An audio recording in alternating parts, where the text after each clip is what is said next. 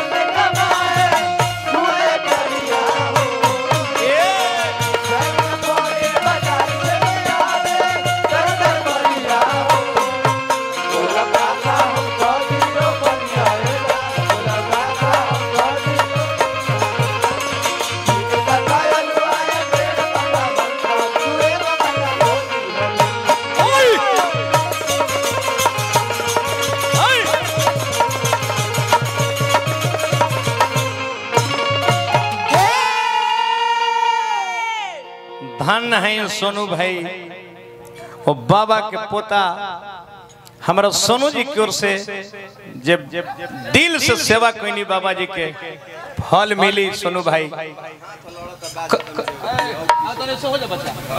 कर्तव्य केहू के बाव नाम जाला, बड़ी सुंदर सुननी। वाह वाह, यहाँ के बड़ी जानकार हैं। जानकार मैंने जानकार रह जाए तनकर हवा बनावले ढेर ब्यास भी। एक फौजी कितना भी बुढ़ा क्यों न हो जाए, लेकिन कहलाता है जीवन ही। बादल आर्मी मैन देश रक्षक भाई की ओर से पुरस्कार हार्दिक हार्दिक प्रणाम बा। मैं बड़ी सुंदर कहनी बात। मैंने तो कहा था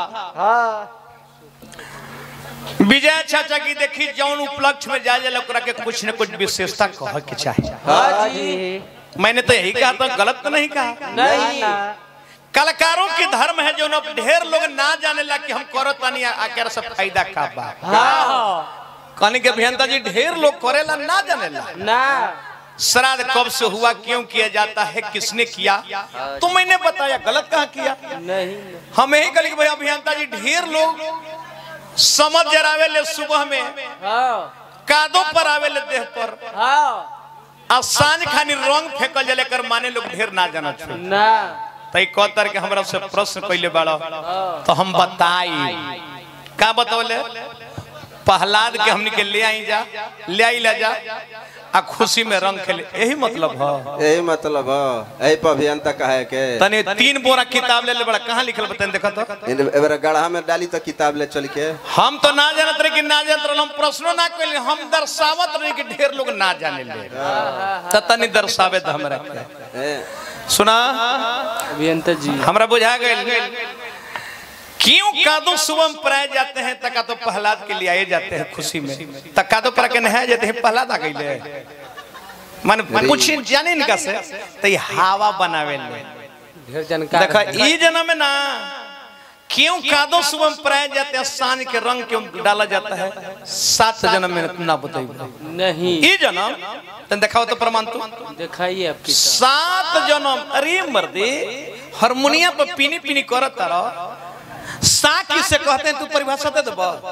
सा किसे कहते हैं, खाली परिभाषा दे देते 1 नंबर 2030 तक 30 तक यही में कहतर के हो। एगो लाइन देले बानी रह जा। भोला बाबा के कहतर के भांग कब से यही में हवा बनावत रे कि हमहु पूछत है। भोला बाबा भांग कब से, भोला बाबा भांग कब से खाए लगले। कौन से धथुर के ना जाने ला। समुद्र मथन भइल लिखा, समुद्र मथन भइल 14 रत्न निकलल, ओकरा में एगो 20 निकलल। 20 से दुनिया मरे लागल, त्राहिमाम करे लगल। भोलेनाथ के कंठ में जहर के धारण कइले, नीलकंठ कहिले। वही दिन से भांग धतूरा निशा के सेवन करे। 26 तक समय एगो लाइन देले बानी चाचा जी विजय चाचा, हम परिवार के गीत गाइब, लेकिन लय को दिल बड़े कैसा लग रहा है।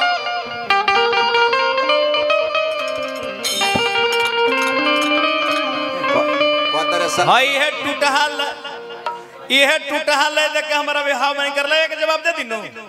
यूट्यूबर वाला भाई सब तन चढ़ा ली है। यही पर 97 के डायरी देखा होता है। 97 इनकर लय के जवाब देता नहीं। एगो हमहु प्रेम के गीत के लय दिहो तनी कलाकार हो तो उठा लिया तो उठा लिया तो तू लेके जवाब दे दी हो।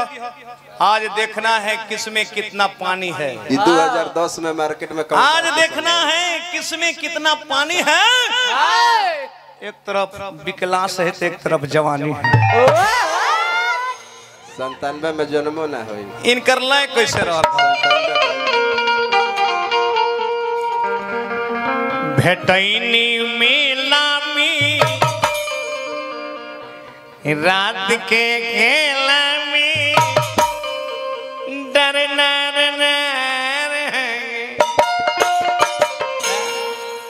लेकिन कर जवाब पहले देता तनी हमरो कितनी है। गौनैया लांगोड़ से,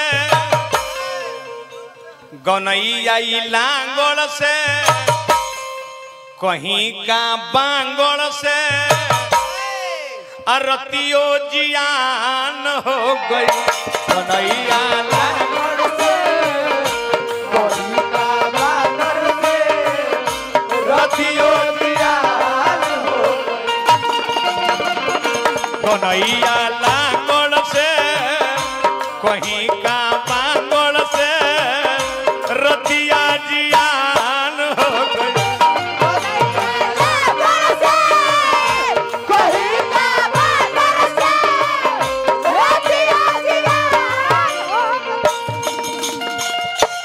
सही बिहान हो गई। भैया की ओर से पुरस्कार हार्दिक हार्दिक प्रणाम। और सही बिहान हो गई गौनैया लांगड़ से कहीं का बांगड़ से रतिया जियान हो गई।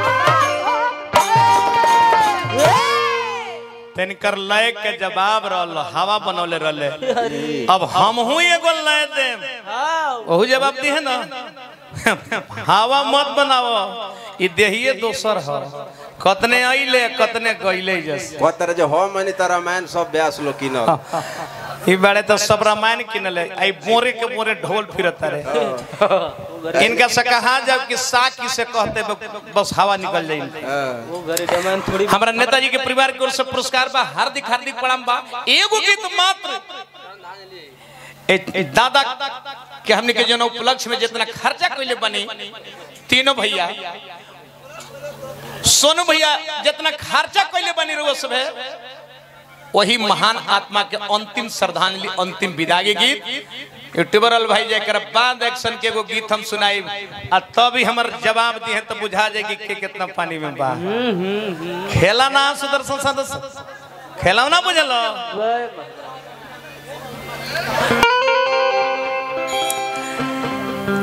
तीनों भाई विजय चाचा जोगेंद्र चाचा जनार्दन चाचा 4 तारीख के महान आत्मा हाय हाय ईश्वर जादू दुनिया में ना रहने ना 2025 4 जनवरी दिन शनिवार ये तीनों भाई के लिए बहुत बाउर दिन आया बबुआ रे हां मैंने हल्ला बंद कर लो बहुत बाउर दिन आया साहब हां दुनिया में हर चीज मिलते लेकिन माता पिता नहीं मिलते नहीं विजय चाचा अब बाबूजी के फोटो देख के श्रद्धा पूरा करो ये दुनिया में कबो लौट के नहीं 4 तारीख के जनाजा उठा के चलल हो तो झरझर आंख से आंसू बहल हो याद पड़त होई लइकाई के बाद कि बाबूजी हमनी के दूध पिएला कैसे डांटत रहले पढ़े खातिर कैसे डांटत रहले हां हाय रे परिवार के कितना सुंदर बना के गईले सोनू जी के बुझात है कि दादा हमारा के कितना मानत रहले हाय रे वो महान आत्मा अब दुनिया में लौट के नहीं तो विधि के विधान हो कहे के भाव आ गई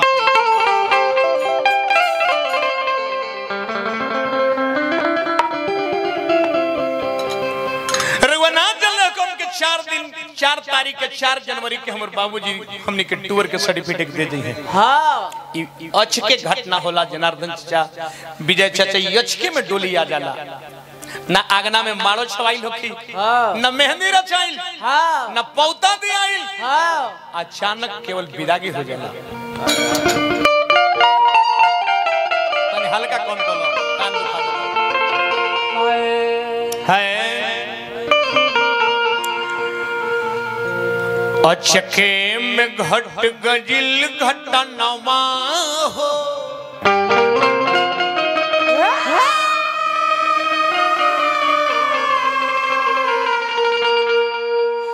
एही रहल विधि के विधानमा हो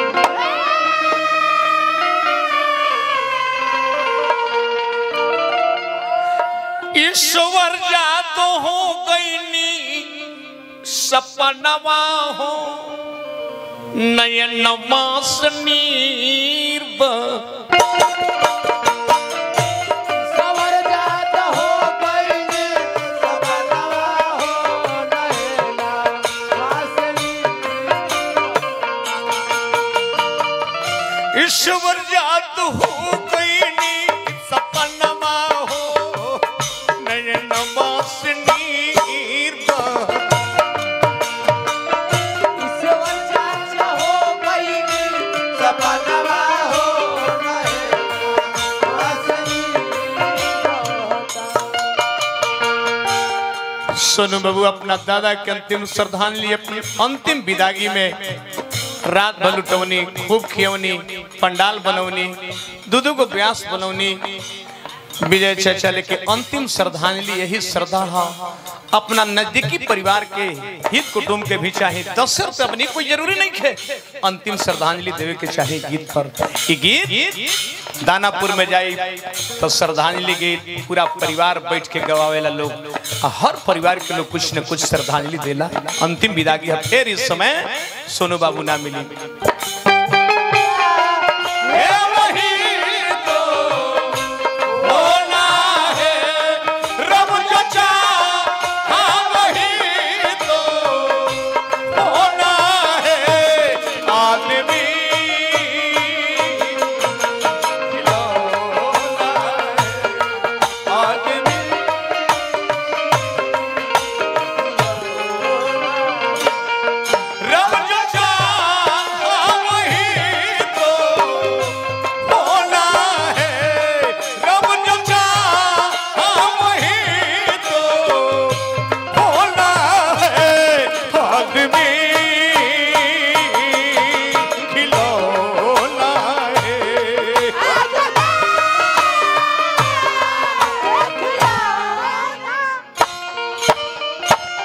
हाय रे 2025 ईस्वी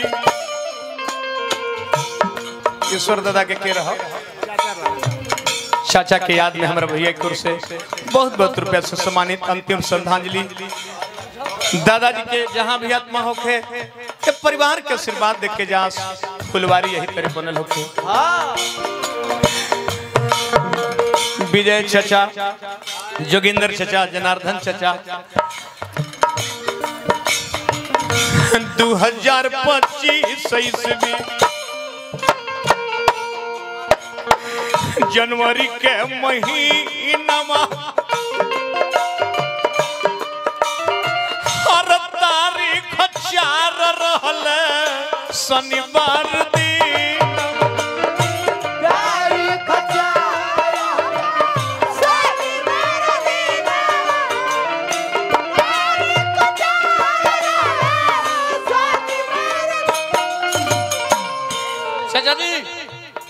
आई यूट्यूबर लागल बा 1 मिनट तनी माला दिह तो दे दे बच्चा माला दे विजय चाचा से खड़ा होके करवा सबसे छोट है हाँ ऐसे खड़ा होके विजय चाचा जोगिंदर चाचा जनार्दन चाचा अब बाबूजी अरे दुनिया में कबो लौट के नहीं है आप बड़े भाई हैं अपने पिताजी की अंतिम श्रद्धांजलि मना रहे हैं अंतिम विदागी है आप बड़े भाई हैं बाबूजी के गैला के बाद आज के बाद विजय चाचा आपके कान्हा पर पूरा गार्जियन के परिवार के भार आ गया बाबूजी जितना सजौले रहनी दुनिया आज के बाद आपके भार इस कन्हे पाया भाई आपका परिवार छोटे भाई नाती पोता गलत भी कुछ करेंगे तो सबके सजा के लिए चलना होगा तभी आपका सच्चे श्रद्धांजलि बाबूजी के पूरा होगा रोज सब ताली लगाई गार्जियन के पद के भार हमारे विजय से जाके संभाले के लिए यही तीनों वृक्ष लगा के ईश्वर बाबा गए हैं यही वृक्ष, तीनों वृक्ष के टहनी अब फूल पत्ती बिखरा हुआ है। हमारा सोनू बाबू जिन्होंने अपना दादाजी के बहुत सेवा किए और बहुत इनको मानते थे भी, बाकी है रे 2025 जनवरी के महीना तारीख 4 रहले शनिवार दिनवा, तारीख 4 रहले शनिवार दिनवा, तारीख 4 रहले शनिवार।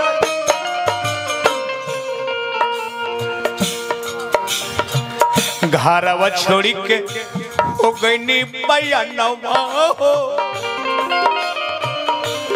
सोनू बाबू आपके दादा ईश्वर दादा के मैं भी ऋणी था। अफसोस की जिंदा में दर्शनी महान आत्मा के ना कहीं मोला में श्राद्ध गावतानी पर ऋण उतारतानी। आगना के भाग दोरा के सुहाग बनाए अंतिम श्रद्धांजलि में परिवार की ओर से बहुत बहुत सम्मान, बहुत बहुत श्रद्धा। घरवा छोड़ी के हो गईनी बयानवा हो, अखिया से बरसल पैसवा नमा हो। हर बसवा के बन गईले विमानवा हो, नयनवा से निर्झर बसवा के बन गईले विमानवा हो, नयनवा से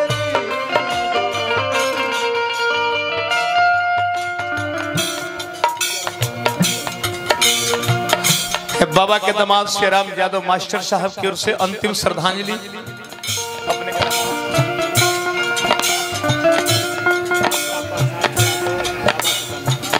बाबा के दामाद रामता प्रसाद यादव जी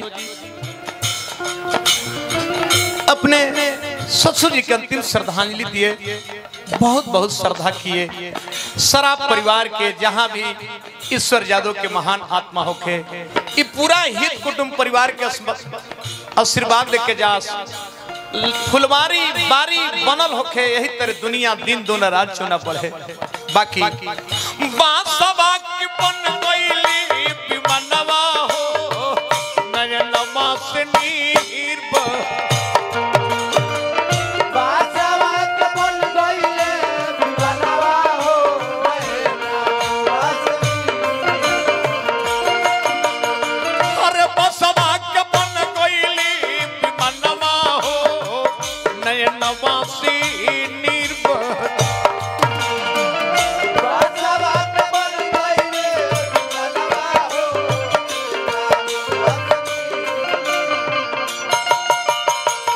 बाबा के दामाद हरिमोहन यादव जी बाबा के अंतिम श्रद्धांजलि में बहुत बहुत श्रद्धा, बहुत बहुत पहलू उठाए। आजा ऋषिया चिरई खोतवा लगवलू जाके, कवनी बिरछिया चिरई खोतवा लगवलू जाके, उड़ गइलो पंखिया पासार हो।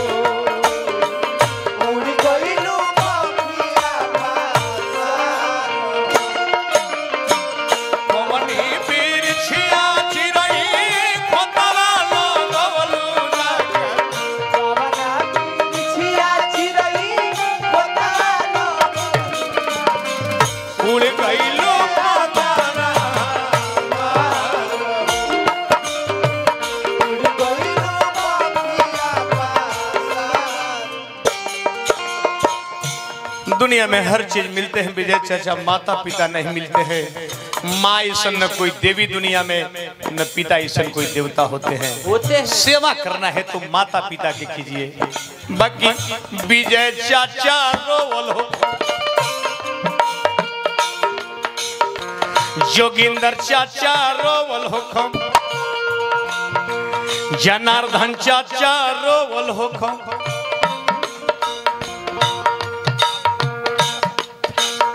हे बाबा के बढ़नाती गुड्डू यादव जी अपना नाना के अंतिम श्रद्धांजलि में बहुत बहुत, दादा के अंतिम श्रद्धांजलि में बहुत बहुत रुपया लुटाए। पद प्रतिष्ठा बन रहे तीनों भैया रोवल हो नीरवा बहाई चल गई बाबूजी हो टुअरा बनारी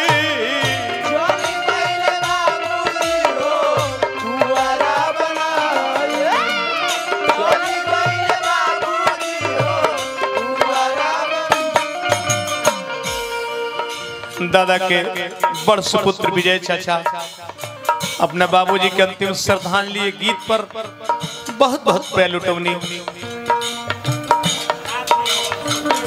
सुरदेव यादव दादा के नाथ अंतिम श्रद्धांजलि गीत पर बहुत बहुत रुपया। धन रे परिवार, धन रे महान आत्मा ईश्वर यादव जी। तीनों भैया रोवल होइबो नीरवा बहारी चल गई बाबूजी हो टुअरा बनारी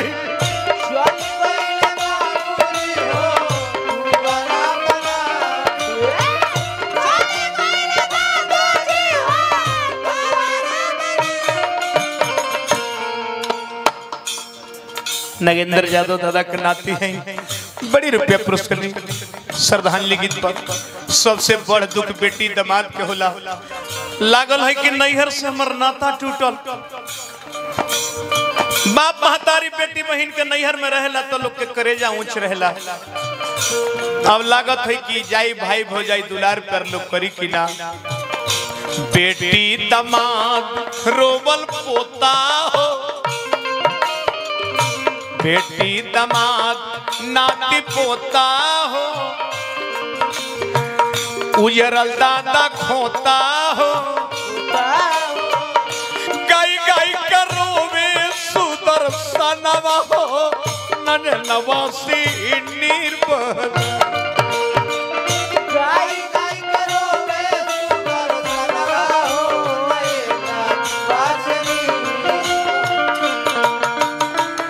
ईश्वर दाता हो गई सपनमा हो नन्हे नवासी निर्वहता